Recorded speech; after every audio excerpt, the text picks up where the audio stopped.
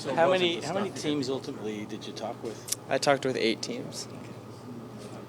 Connor did this in 2015. Is it, do you allow yourself to think about the fact that one day you're going to be the one talking to the top prospects and be in a situation? I mean, hopefully in the future I'm playing the Stanley Cup Final, so I really hope so.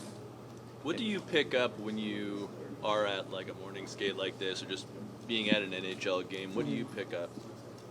Yeah, I feel like just watching how guys prepare for these games, especially like this is a Stanley Cup Final. This is as big as it gets. So watching the best players in the world prepare for this type of game, and I feel like it's just a learning experience, just kind of seeing how they approach it. And I mean, you can obviously tell that they're pretty laid back, and they've done it before. So How's this whole experience?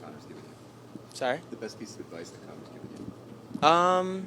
He hasn't really given me any advice. Just yeah. What about watching a game like this? The pace of the game and stuff. You're actually be in the building watching it. Will you be thinking, man, this game's fast? Yeah, I mean, I hope so. This far. Yeah, I've watched. I watched the Canucks Edmonton Game 7, and then I've watched I've watched the whole playoffs. And obviously in person versus TV is a little bit different, but you can even tell like the pace of play, the physicality. There's no time and space. Like it's impressive hockey to watch, and to see what these guys are able to do with those conditions, it's really impressive. You've been around pro sports a lot with your dad. How does that help you prepare for this? Mm-hmm.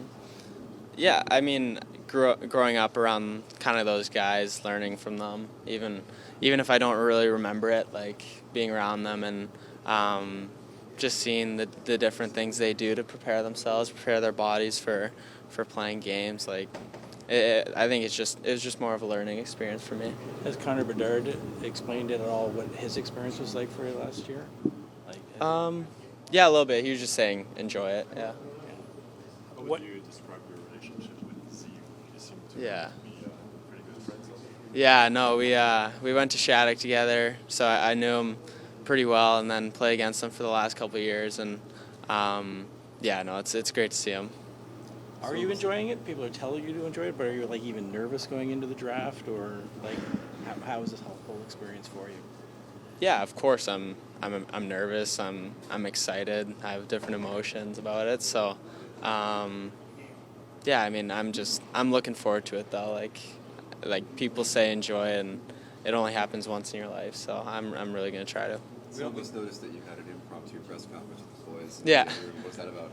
No, we were just joking around. We just seeing if they had any questions. Z giving it to you. He's like, "What's it like to never win anything?" Is that about NCAA's? Has he been all over you? Well, that's like U18s, World Juniors, and the national championships. So he got a tattoo of his championships, and at the combine we were joking around saying it was my losing record. So. Gonna get it back in the NHL? Oh, I don't know. We'll see. You don't know who has the top pick. What would it be like to play in your sort of adopted hometown? It'd be very cool. Yeah, if I get selected there, it'd be a dream come true. So, yeah, I mean, there's not much more to say. What conversations have you had with Mike Greer about kind of plans for the future? Is that something you guys set aside until after the draft? I haven't really been selected yet, so we haven't really talked about that stuff. Where did you meet Connor before? Well, I met him at BioSteel camp when I was last summer, and then I went and saw Edmonton play with one of my teammates who's drafted by Edmonton. So we were able to meet a bunch of the guys as well. So. How was Bios?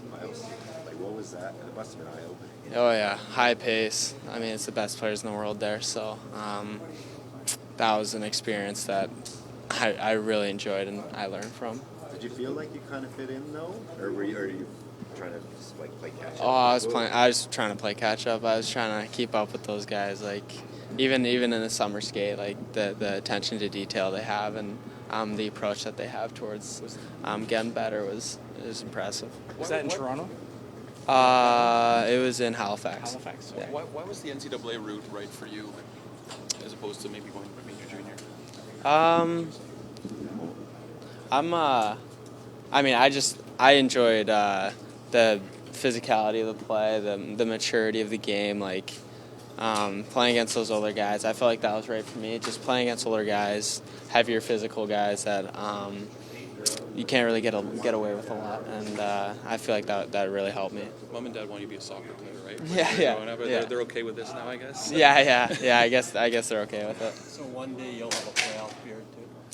I hope so. I can't grow one now, but I hope so in the future. What are you going to be doing for the next couple weeks until the draft is over?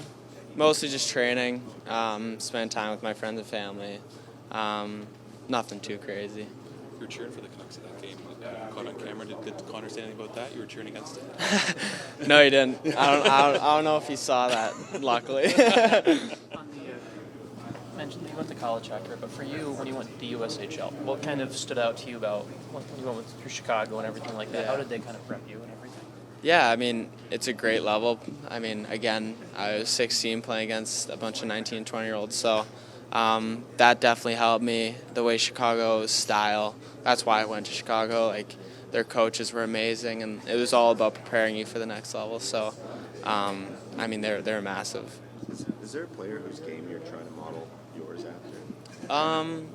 I don't think there's guys I try to model my game after. I mean, I watch the best centermen in the world every night on TV, and I try to pick up some things and learn from them. But yeah, I feel like I'm my own player, and I just try to, I try to learn from the best players in the world and see what they do.